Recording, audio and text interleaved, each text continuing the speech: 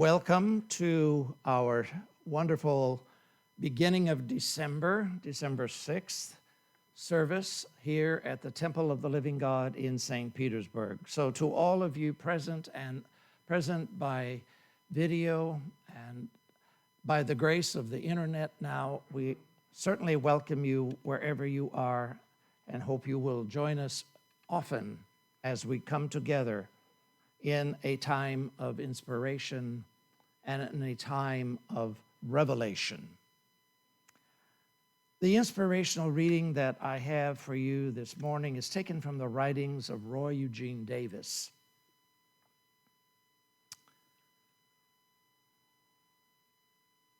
People have different psychological characteristics, intellectual capacities, and functional abilities.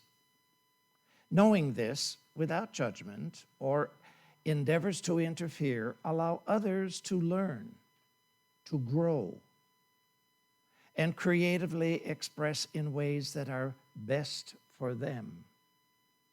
Assist them in practical ways when you can, if your help is wanted. Include your ancestors, parents, and extended family, friends, associates, and people you do not know or may never meet who have made your life better because of their words, deeds, and other positive influences on your life. Be thankful for all of the good fortune you have had and know that it will continue. Sometimes each of us faces difficult situations, but these are the times that arouse our innate powers and help us and others to grow and learn. Thus, in all things, give thanks. Carol brings to us a very lovely experience of the holiday, Child of Peace. Beautiful song written by Sue Riley.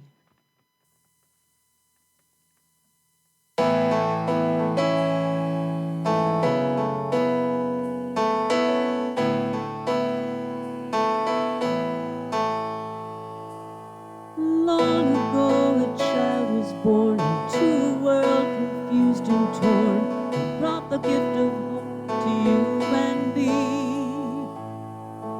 Even if you don't believe, there's still a gift if you receive it from the heart of the child of peace. Child of peace, pure and sweet, show me how to be a child of peace. When a child is born, they bring the gift of peace, an offering from the universe for all to see.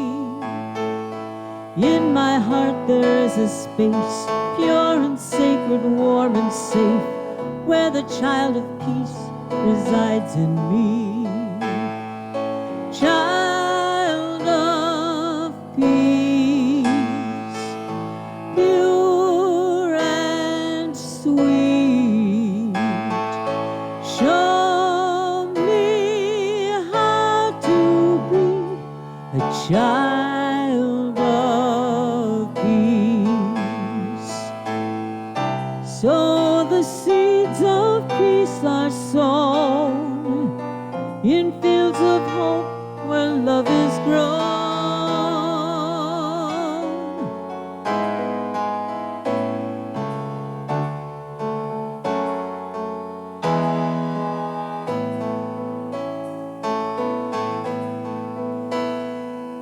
Now unto us the light has come, heaven's work on earth is done, and every soul that's born will love increase. So anytime you greet a child, greet them with a loving smile. smile. Give your heart to the child of peace.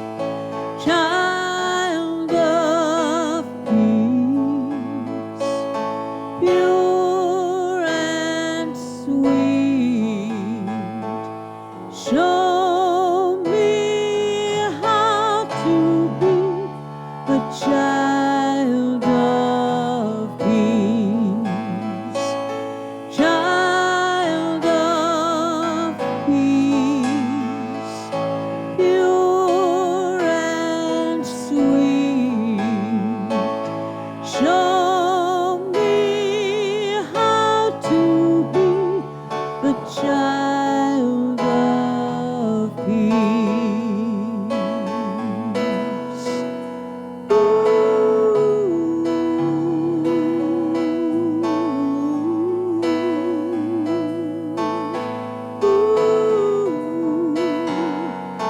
The child of peace.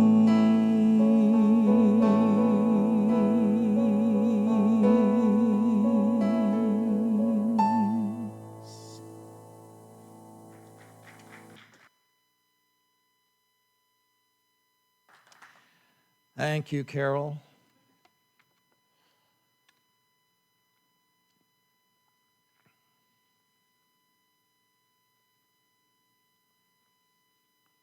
The lesson that I have today is a big piece of work, and I promise not to go into it with, as some speakers are wont to do, full throttle. It's a profound topic, igniting our spiritual power, and there are many things to say about it. But I hope that you can take away some ideas that will be supportive, particularly in this time in our country, and for that matter, in our world, where there is very widespread fear, and particularly fear concerning an illness we have come to call a pandemic. At the very core of our nature, our innermost nature, there is a profound spiritual essence. I think of this as a divine energy, a sacred and holy power. A way for us to think about it is that it may be centered in our heart, in the human heart, as a spark, as a seed, if you will, so that it gives you a kind of, let us say, mental image as a way to think about this in our own person, in our own body. This power is that which we seek in our lives to harness, to master, to come into, let us say, a loving and radiant relationship with it in every aspect of our own life. I think it flows through the soul, into the body, and ultimately into our physical, emotional, mental, and psychological nature or makeup. Now remember, this power is always available. There is no time when it is not available. It is always here, always available to you, to me, wherever we are. The problem for many of us is that we tend to forget that. And one of the ways that we forget it is that we pay too much attention to the outer world, to the world in which we live. Nothing wrong with paying attention to the outer world. We have to live in it, of course. We have to pay attention to it, of course. But when we focus on it too much, we lose our way. It's very similar to the image that our officiator this morning, April Loomis, mentioned, in which we enter into a room and we flick on a light, knowing that when we touch the switch, the light will flood the room. And when the light is turned off, the power that motivates, that is available to us, is still there, even though the switch is off. I suspect that many of us forget that that power is still there. We forget that the room still has light available, even if it goes off accidentally or there's a temporary power failure. Think about, for example, when you and I have an inspiration or a really exciting creative idea. The divine part of us in our nature is that which fires this creative effort. Whether we have a surge of enthusiasm to motivate a project or a plan, it's that level of our nature that helps us to get that project out into the world. If that's missing, it doesn't go very far. How many of us have noticed that when we really get an idea and we think, oh, this is the best idea I've had in a very long time, and for a period of time as we're accessing the information and the particulars and the specifics of it, we're looking it up, we're gaining some kind of insight and perhaps even more inspiration, we stay connected to something deeper. Then we sometimes lose our way. We discuss it with a lovely friend, maybe a member of our family, a partner, or someone else outside of our own being. And they bring to us different ideas, different concepts. And after listening to them, we find ourselves saying, well, maybe this wasn't such a great idea after all. Who am I to think that the divine power within me is going to lead me forward? But we forget that the great God of our being is available to us always, regardless of what a well-meaning friend or family member may say. Many times our friends are men and women who support us when the times are good in our life or in their lives. But then when times become difficult or troublesome, they too turn off the light in the room and wander around in darkness. And we have to be mindful that not everyone sees clearly, because an idea that is yours, if it is really divine in nature, is yours to develop, to bring forward into your life. When we motivate ourselves with positive energies, stir up our enthusiasm, yes, and as many people say, eat the right foods and exercise and do all of those things, we can stir up our enthusiasm and get a much clearer intention in our life. We open up the channel, as it were, and we literally allow ourselves to use these tools to access this fire, this sacred fire. Let me talk about for a little bit what we can't do. This divine essence does not respond to our own personal human wishes. We call these personal wishes our ego nature. The ego is that part of us and that part of other people that wants to control the outcome. How many of us want to control the outcome? All the time. It's like, I'm in charge. And yes, it's good to be in charge, but we have to recognize that there is a power beyond us that controls our life. We cannot control our breath, our human breath. It is sometimes defined as being autonomic. In other words, there's a power in us that triggers our breath.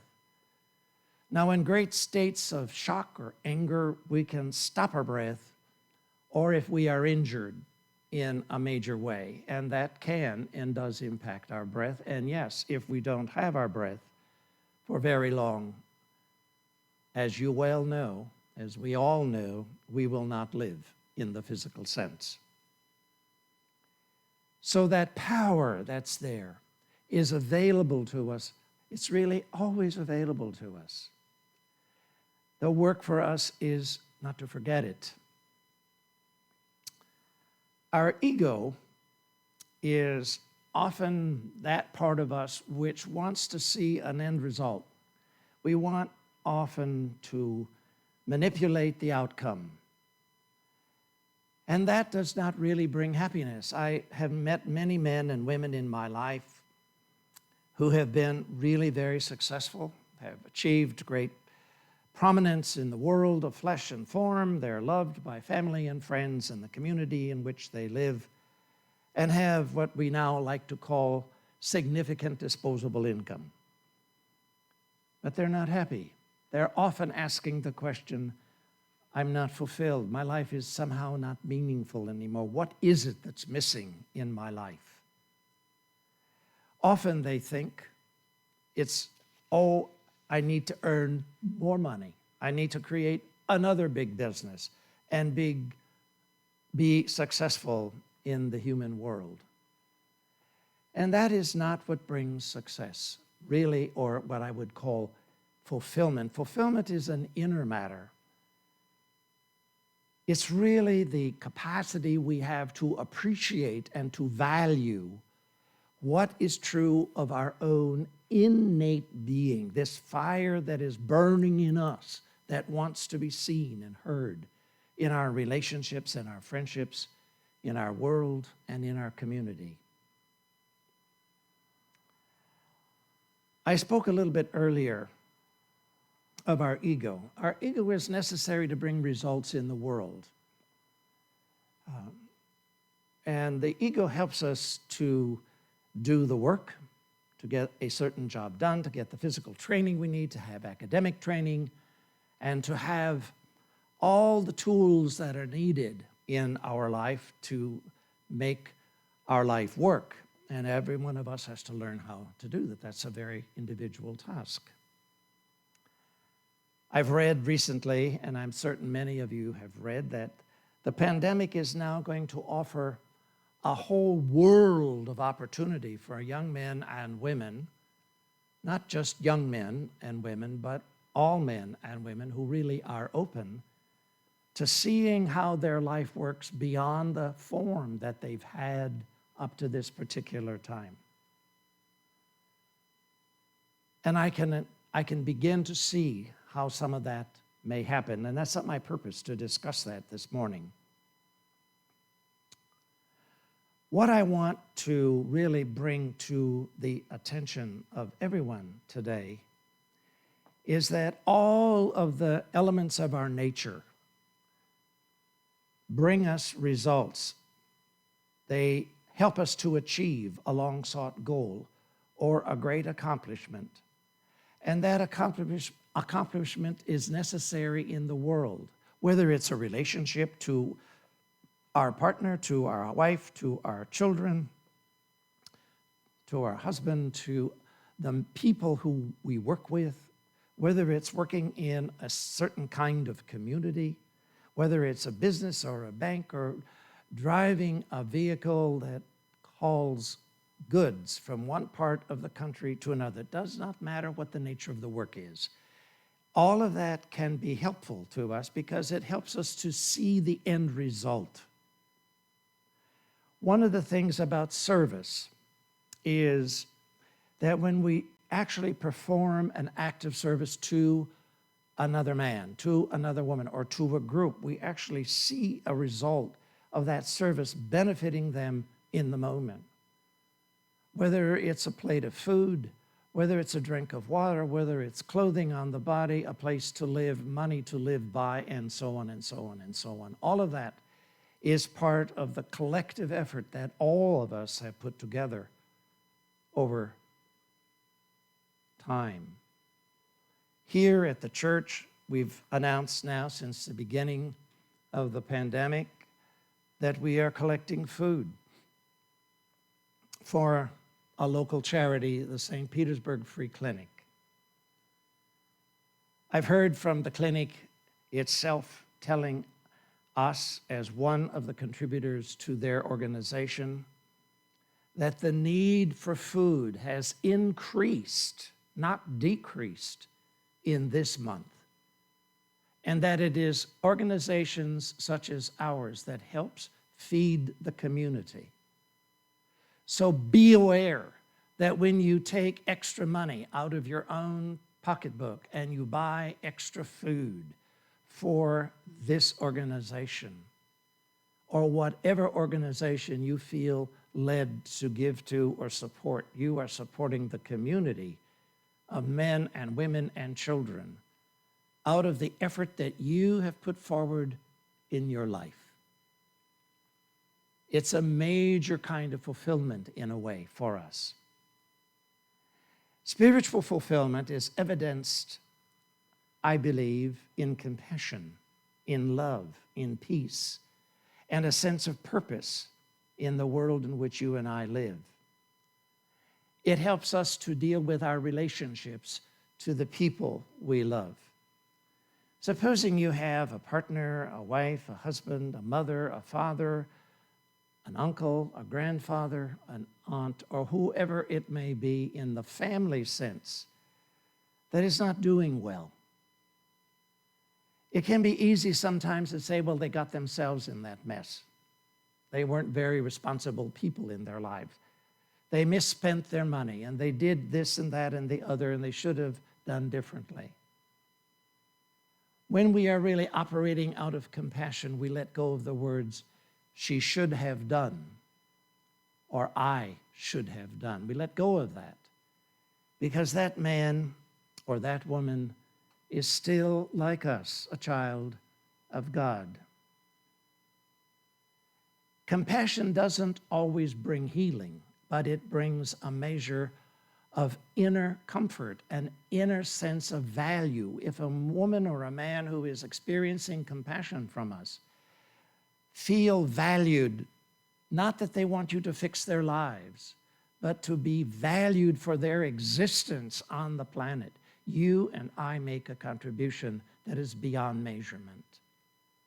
And that begins at home with our own children, our own family, our own loved ones. It is often difficult to do that with our loved ones. Why? Because we all have expectations of our loved ones. We have a brother, or we have a sister, or a son, or a daughter, or a cousin, or whoever the labeling of that man or woman, whatever it may be, and we think, well, they should have done better. Isn't it wonderful to sit from our throne and decide how well they should have done? Isn't it? It's easy. It's easy to do that. It's easy to look at the brother who drinks too much, or the sister who smokes too much, or the person who eats too much, or the person who is what we think of as lazy, or who has a health condition or a perpetual situation in their life that take them into healthcare facilities and they seem not to be able to get a handle on what needs to bring the body back into balance. They too have their lesson as we have ours. And it is important for us to learn how to value these people. That doesn't mean we're in the world to fix it or to take it away or to remove it. If we can be helpful and we feel that's our calling, we want to do that, then do it. Align yourself to the causes. And there are many, many, many causes in the world now where we can do this. The final thing that I want to linger on briefly this morning is that each one of us has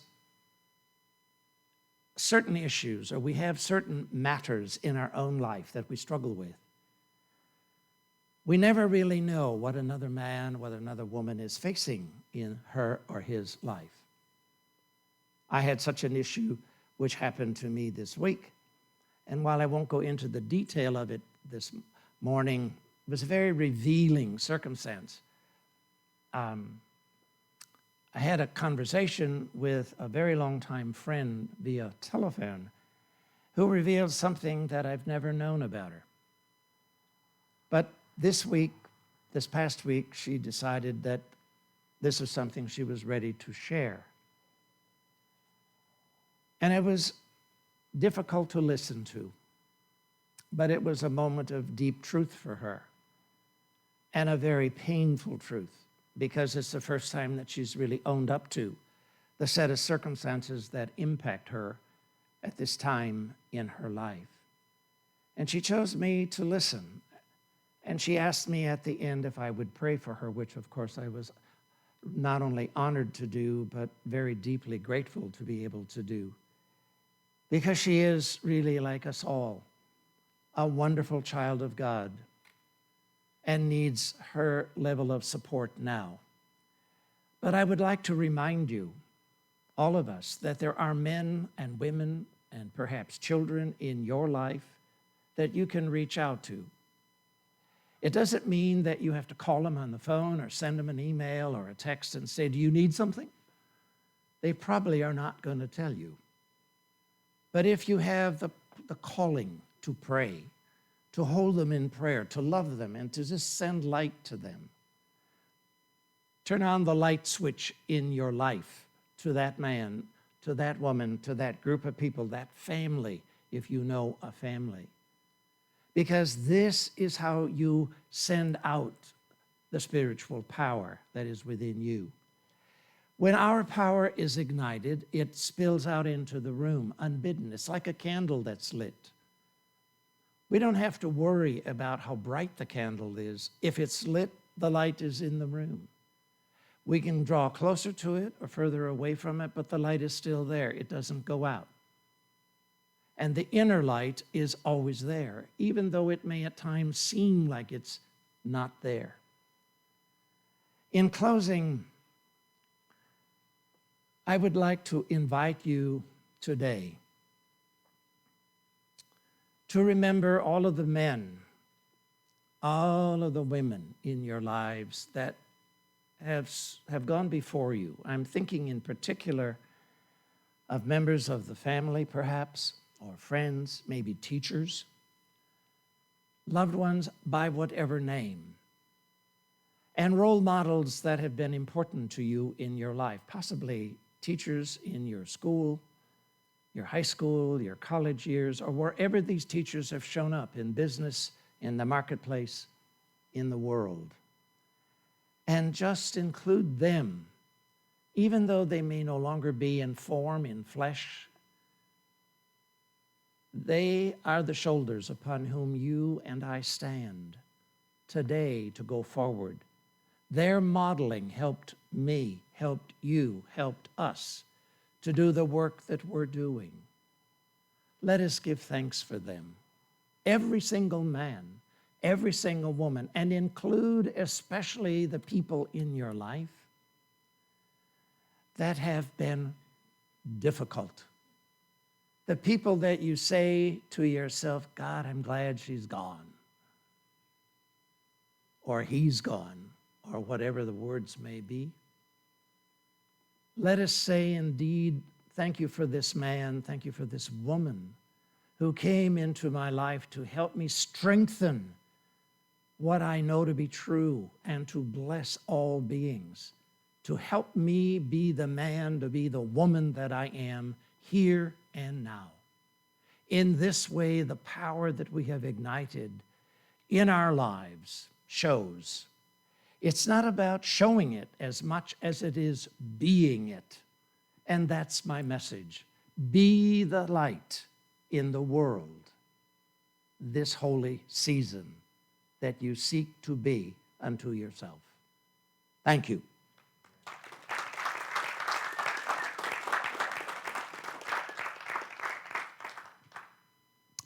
And now, Carol, I'm going to invite you once again to bring our service to a close. We offer prayers to our children who are joyfully experiencing life elsewhere, and our teachers who have shown up today to bless them. Thank you for coming and lending your time and your talent. God bless you, and thank you, each one. We've got a little change in the program today. We were going to sing Let It Snow, but we're going to be doing What Child Is This instead.